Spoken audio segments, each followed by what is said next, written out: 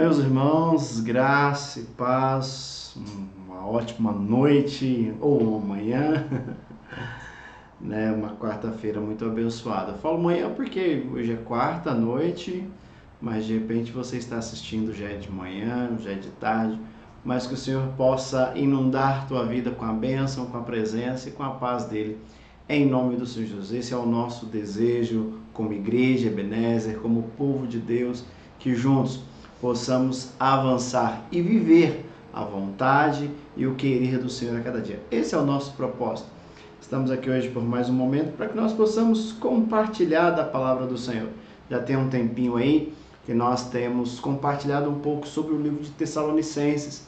Hoje queremos fechar esse livro, então, no capítulo 5, do versículo 12 até o final, até o versículo 28. Nós vamos estar encerrando esse tempo e, num tempo oportuno, estaremos iniciando 2 Tessalonicenses. Vamos ter um tempinho aí sem Tessalonicenses para a gente agilizar melhor, sair de férias, viajar, descansar um pouquinho. É sempre muito importante a bênção, né? Faz parte da vida.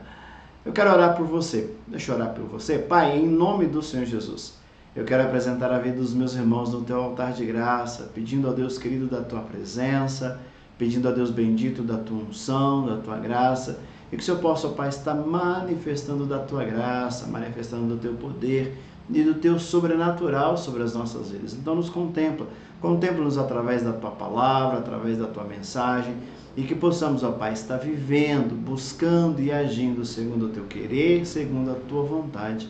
É que eu quero orar nesse momento, no nome do Senhor Jesus. Amém.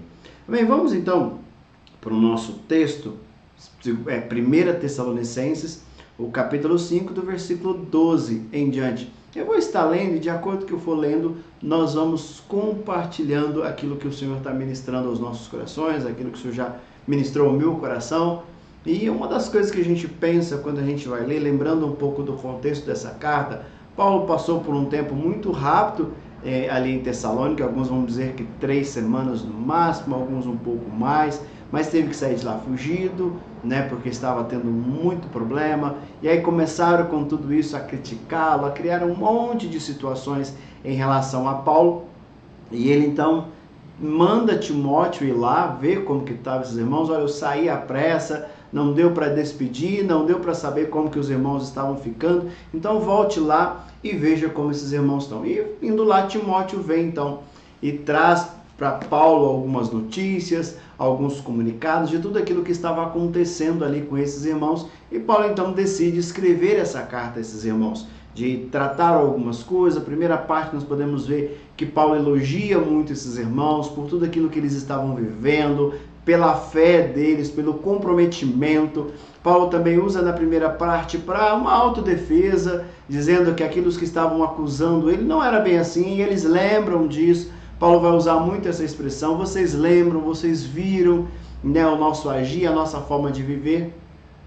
A partir do capítulo 4, Paulo começa com algumas instruções de algumas dúvidas que esses irmãos tinham da volta de Cristo, como se daria aos mortos, como que tudo isso aconteceria, qual seria o tempo de todo esse processo. Então Paulo explica. Quando chega aqui a partir do versículo 12 do capítulo 5, Paulo começa a dar instruções, que na realidade toda a carta é instrução. Toda a carta Paulo está instruindo esses irmãos a simplesmente uma coisa: a viver segundo a vontade de Deus. Nós vivemos hoje também nisso. Como que é viver a vontade de Deus? Ou o que é viver a vontade de Deus? Como que funciona isso? Parece que muitas vezes as pessoas estão numa busca e alguns entram até em algumas crises existenciais, espirituais, eclesiológicas, de tantas formas, para tentar entender como viver a vontade de Deus, como que é isso? E as pessoas às vezes então buscam, acham que viver a vontade de Deus é estar na igreja, é entregar o dízimo, entregar as esmolas. O que é na verdade? E Paulo então usa essa carta, usa esses escritos aos Tessalônicos para mostrar aos irmãos como seria esse viver segundo a vontade do Senhor, e para nós no tempo de hoje também, como é isso? Num tempo que nós estamos inundados com tantas coisas, com tanta forma, com tanta expressão, uma busca da felicidade a qualquer custo, uma busca de realizações a qualquer custo, E muitos têm pagado caro pela felicidade e não têm sido felizes. Outros tantos têm buscado a busca da realização e não tem sido realizado. Não tem se sentido realizado. Por quê? Porque a nossa realização está em Cristo. Não há outro nome pelo qual devamos buscar. Não há outro nome ao qual devamos realmente crer. Jesus é o nosso Messias. Ele é o único que pode trazer sobre nós esperança. E Paulo declara isso aos irmãos. Tanto que ele começa no versículo 12, dizendo assim: agora lhe pedimos, irmãos, que tenha consideração para os que se esforçam no trabalho entre vocês, que os lideram no Senhor e os aconselham.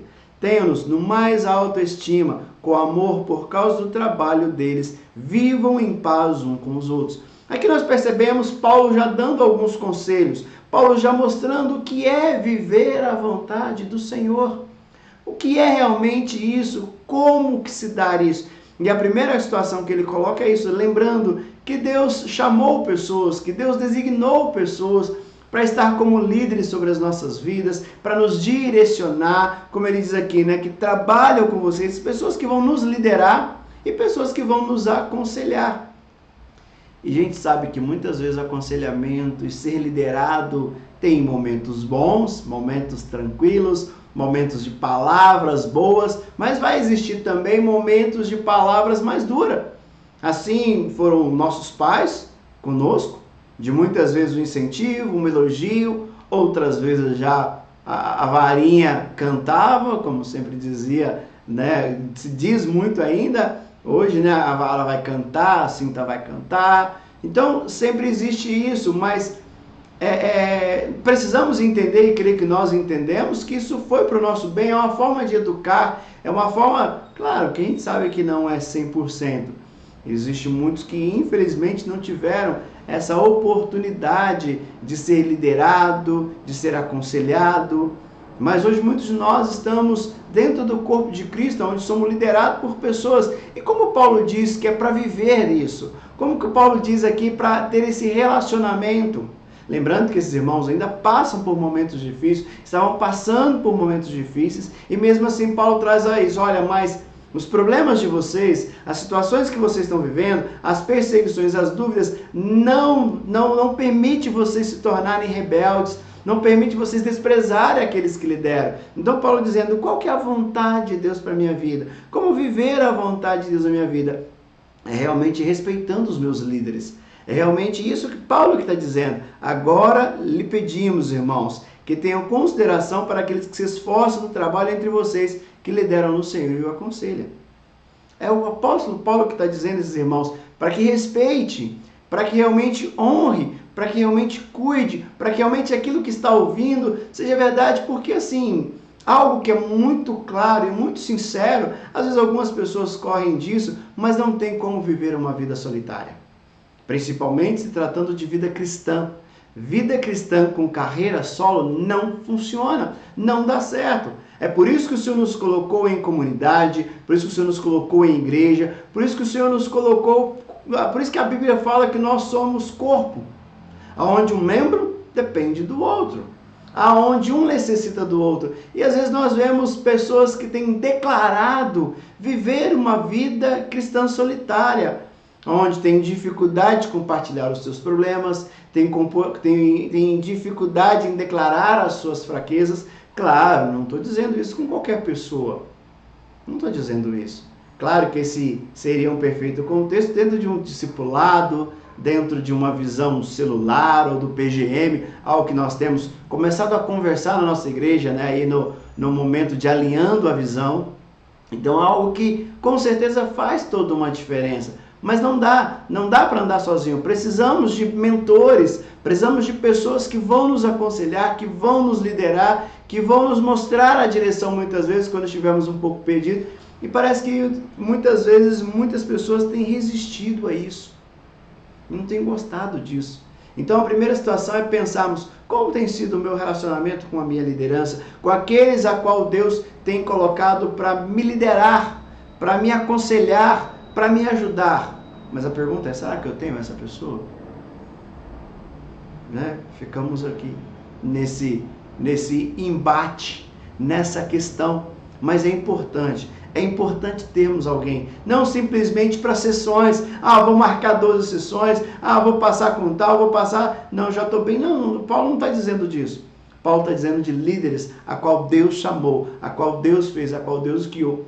Que pode, em determinado momento, Deus pode mudar todos os seus planos e colocar outro? Pode. Mas aqui Paulo está tratando disso. Como que nós temos lidado? Ele vai dizer no versículo 13, tenha-nos mais autoestima, com amor, por causa do trabalho deles. Aí ele vai dizer no finalzinho aqui do versículo 13, viva em paz uns com os outros. E essa forma de relacionar, essa forma de respeito, porque o que traz paz ao nosso coração é quando nós lidamos com respeito. O respeito, a submissão, o aconselhamento, o não estar sozinho, traz sobre nós paz. Entendeu? Às vezes a gente está com dor, ou às vezes um filho está com dor, e ali com a dor que a gente não sabe o tamanho dela, ou quanto está com a gente, é uma dor que está que a gente não consegue, e aí você vai ao médico, o médico diz, não, pode ficar tranquilo, porque isso tem solução, vai passar, vou te dar esse remédio. Antes mesmo de fazer o efeito, nós já começamos a ficar tranquilo, porque alguém nos aconselhou e alguém está nos mostrando a direção, alguém está nos liderando. Então Paulo vai dizer que essa liderança, esse aconselhamento, esse respeito, essa honra, traz sobre nós paz, a paz que vem do Senhor, porque estamos honrando ao Senhor, respeitando a liderança para que o Senhor venha a ser honrado através da minha vida. Quando pegamos a partir do versículo 14, ele vai dizer assim, exortamos vocês, irmãos, a que advirtam os ociosos, conforte os desanimados, auxiliem os fracos, sejam pacientes para com todos. A partir do versículo 14, ele vai dizer, a primeira parte ele tratou aí sobre o nosso relacionamento com aqueles que nos lideram, com aqueles a qual Deus colocou para nos liderar. O primeiro ponto é reconhecer essa liderança. E segundo ponto, agir, como Paulo está ensinando aos seus irmãos ali em Tessalônica. E aqui ele trata do relacionamento como irmãos. Como tem que ser o nosso relacionamento? Ele vai dizer, primeira coisa, exortando. Sabe, eu não posso ver o meu irmão ou aquele que está comigo errando, falhando e não exortar. Então ele vai dizer, exortamos vocês, irmãos, que advirtam os ociosos. Então muitas vezes existem pessoas que estão perdidas, que estão sem uma direção. E Paulo diz, olha, eu exorto vocês para que vocês possam exortar esses irmãos. Se necessário exortar, mas de repente o que ele está precisando não é exortar. Mas ele está desanimado, de repente não é ocioso, ele está desanimado. E o que fazemos com o desanimado que Paulo diz? Confortem os desanimados.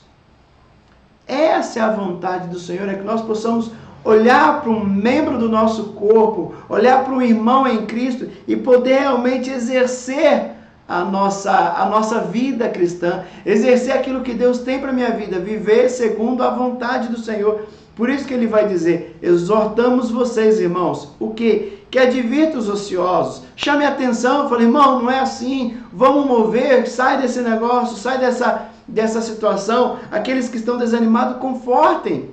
E vai dizer, auxilie os fracos, a vontade do Senhor é muito clara. É muito claro. Se para viver a vontade do Senhor, não precisamos de muita coisa, precisamos entender a palavra do Senhor, precisamos entender o querer e a vontade do Senhor. E ele termina o versículo 14 dizendo o quê? Sejam pacientes para com todos. Não temos como advertir o ocioso, não tem como confortar o desanimado, não tem como auxiliar os que estão fracos. Se em primeiro lugar eu não tenho paciência, porque muitas vezes nós vivemos uma geração de impaciência. As pessoas não têm paciência hoje. As pessoas querem tudo hoje, é a geração que a gente fala, uma geração nesse miojo, onde as pessoas querem tudo no seu momento, do seu jeito e da sua forma, agindo segundo o querer deles, agindo segundo a sua vontade. Não, eu não tenho paciência, eu não quero esperar, eu quero agora. Mas não é isso que o Senhor nos ensina. Salmos 40 diz, esperei com paciência no Senhor, e o que ele fez? Ele ouviu o meu clamor. Ele ouviu o meu clamor. Nós temos vivido um momento de muita impaciência e isso tem trazido até doença sobre muitas pessoas. Tem trazido desespero sobre muitas pessoas. E Paulo está nos aconselhando. Paulo aconselha todos esses irmãos a como viver sobre todas essas questões. Primeiro, como agir com os nossos líderes, com aqueles a qual Deus colocou sobre as nossas vidas. Depois Paulo vai dizer como viver uns com os outros. Se está alguém ocioso, se está alguém meio que perdido, meio que sem saber como vai agir, como vai fazer, nós precisamos auxiliá-los. Nós precisamos realmente viver com eles. Aqui eu estava olhando aqui na NVI, está dizendo ociosos. Na atualizada vai dizer assim, ó, exortamos também, irmãos, que admoesteis os insubmissos. Tem isso, né? E quantos de nós nos conhecemos? E não adianta simplesmente ficar criticando, não. É divertir, é chamar a atenção, é trazer para a realidade. Os que estão desanimados, confortar. E os que estão fracos, não sabendo como lidar, nós auxiliarmos tudo isso com paciência. Essa é a vontade do Senhor, meus irmãos. Isso é o que Deus quer e é isso que gera o crescimento nas nossas vidas, o crescimento na vida do próximo, é o que vai dizer. A partir do versículo 15, Paulo começa de uma forma mais pessoal, que ele diz assim, olha, tenha cuidado para que ninguém retribua o mal com o mal, mas seja sempre bondosos uns para com os outros e para com todos. Cuidado, cuidado, cuidado com aquilo que nós temos retribuído.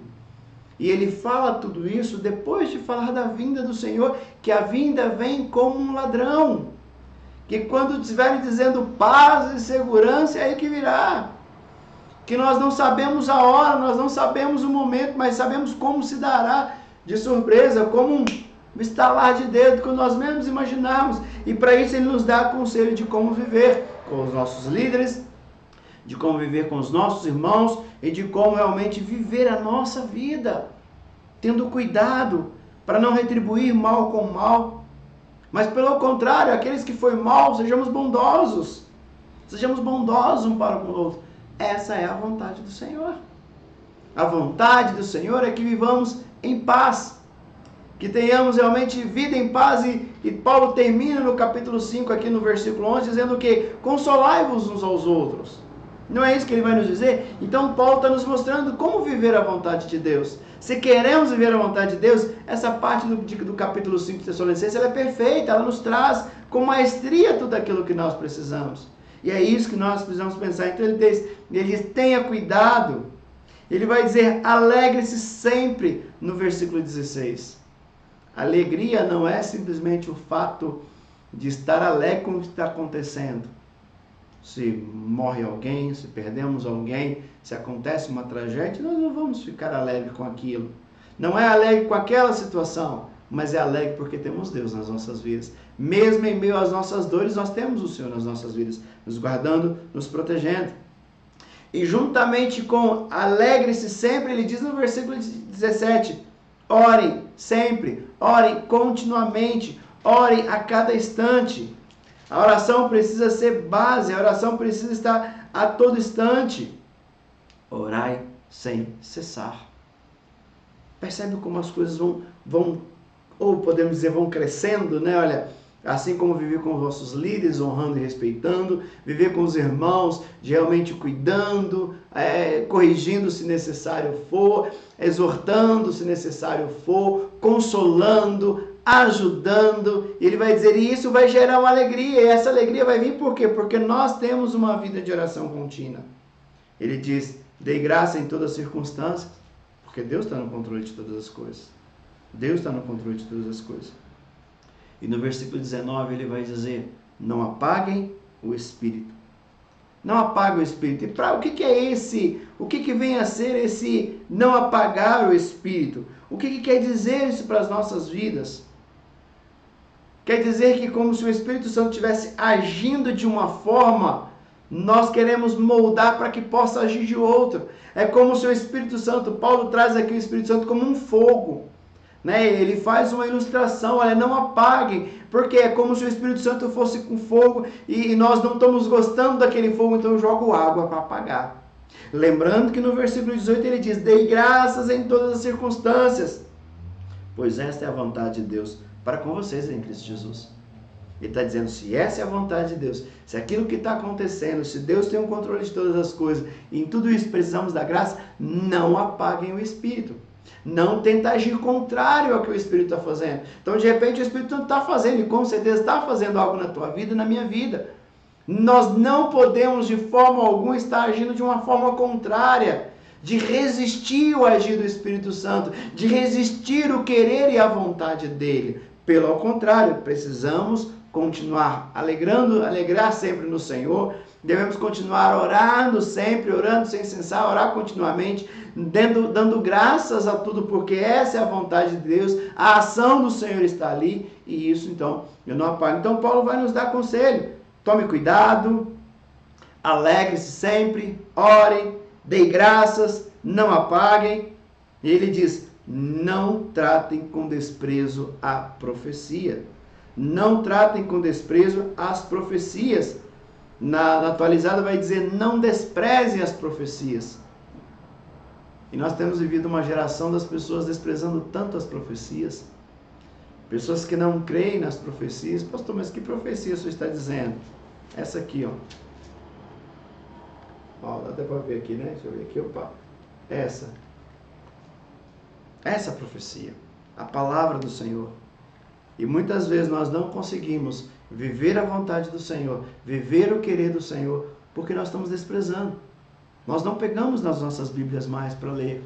Às vezes o único momento que nós pegamos ela é o momento de vir para o culto. Ah, não tem que ir para o culto, né? Então preciso levar a Bíblia. Imagina chegar na igreja sem Bíblia. Mas nós não meditamos, nós não estudamos, nós não realmente desfrutamos daquilo que o Senhor tem. Então, por muitas vezes, nós temos tratado a profecia, vou tirar um pouco a palavra profecia e colocar a palavra, temos desprezado a palavra do Senhor. E quando nós desprezamos a palavra do Senhor, o que acontece? Automaticamente eu estou indo contra o Espírito. Então eu estou vivendo para apagar o Espírito. Eu não consigo mais viver, né? Eu não consigo mais dar graças ao Senhor, porque eu não sei se Ele está no controle. E às vezes não creio que Ele está no controle. Eu não consigo mais, então, diante disso, orar continuamente. Eu não consigo mais orar sem cessar. Eu não consigo ser alegre. E eu não consigo cuidar do meu irmão. Não consigo honrar os meus líderes. Percebe como é uma cadeia que uma coisa vai puxando a outra? No versículo 20, né? Ele vai dizer, mas põe à prova todas as coisas e fique com o que é bom. Eu não posso desprezar as profecias, eu não posso desprezar aquilo que tem sido ministrado, mas eu posso colocar à prova. Percebe que há uma questão muito diferente entre desprezar e entre colocar à prova. Porque a prova que eu coloco, eu tenho uma base para ela. Eu tenho um método para colocar, né? Que dizem, mas ponham à prova todas as coisas e fiquem que é bom. Então, tudo aquilo que é dito, não pela palavra, porque a palavra tudo é bom, mas de repente aquilo que é falado a cada instante, a gente pode pensar, vamos pensar assim pelos nossos líderes, podemos pensar para um outro irmão, eu não posso desprezar.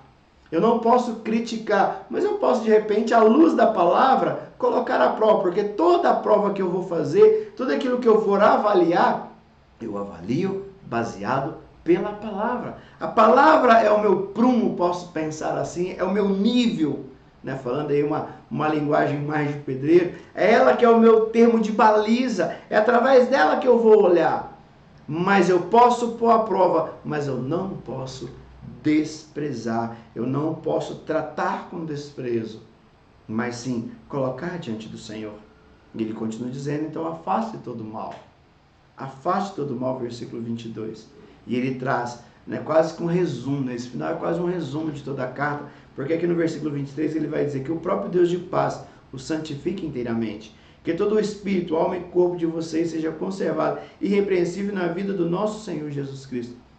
Paulo está dizendo de santificação, Paulo está tratando de todo momento, em toda a carta de santificação, e Paulo entende que essa santificação não é algo que vem de nós por nós mesmos. Não é algo que nós conseguimos achar em qualquer lugar, não é algo que nós temos em qualquer lugar, não. Mas o próprio Deus, que ele está dizendo que o próprio Deus de paz, que o próprio Deus da paz os santifique. Quem vai nos santificar é Deus. É Ele que vai agir, é Ele que vai mover. É Ele que faz, mas para isso nós precisamos permitir. Precisamos permitir que o Senhor possa agir, que o Senhor possa mover e que o Senhor possa fazer segundo o querer e a vontade dEle. Porque Ele vai dizer no versículo 24, aqueles que o chama é fiel. Deus é fiel e agirá. Então, meus irmãos, Paulo continua agora nesse final, saudando os irmãos, dizendo, né, ore por nós, saúde a todos com um beijo, era a forma de cumprimentar, de demonstrar carinho e respeito, diz, responsabiliza, ele queria que essa carta pudesse ser lida às outras igrejas, a outros irmãos. Então, Paulo traz um apanhado aqui, algumas instruções, nós fôssemos anotar, daria mais de, sublinhar uma por uma, daria mais de 10 instruções de como viver para agradar ao Senhor, de como viver de acordo com a vontade de Deus. Então nós vamos perceber, trocando em miúdos, mas é honrar, respeitar aqueles que estão como meus líderes, é realmente cuidar do meu irmão e permitir ser cuidado, e também olhar para a minha vida e tomar cuidado com aquilo que eu ouço, com aquilo que eu falo, com aquilo que eu penso e com aquilo que eu não penso. Porque assim, irmãos, nós vamos estar vivendo a vontade do Senhor. Sabemos que os dias estão próximos. O dia do Senhor está mais próximo do que ontem, não é verdade? Cada dia é mais um dia e menos um dia.